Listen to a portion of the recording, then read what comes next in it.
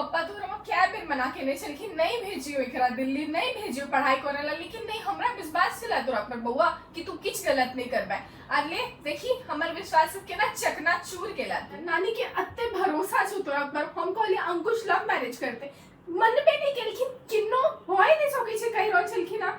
कते मासूम छथिन, हुनका की पता कि बउआ लव मैरिज करहे वाला छै। वाह बउआ, हमर तो मुंह में थाके छला लोग के कहत हमर बउआ एहन, हमर बेटा एहन। बड़ नीक काज केलहुँ, कतौ के नहीं छोड़लहुँ अहाँ हमरा त। आब त हमर मुंह खुलहो तक के नहीं छोड़लहुँ अहाँ त।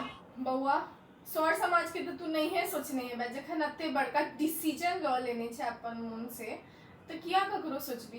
ये तो कम से कम सोचने रहता छोट भाव बहिन है घर में, ओकरा सबके हम की सीख देबे, ओकरा सबके काल बनी हम कोन मुंह से रोकबे अगर वह जदी ओ सब हमरा यह बात कहलक।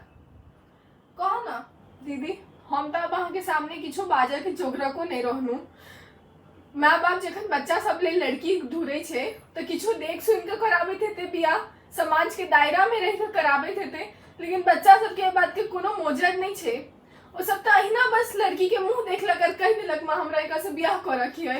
दीदी बंधन के नीचा बैसल छी, हम झूठ नहीं बाजब वहां से।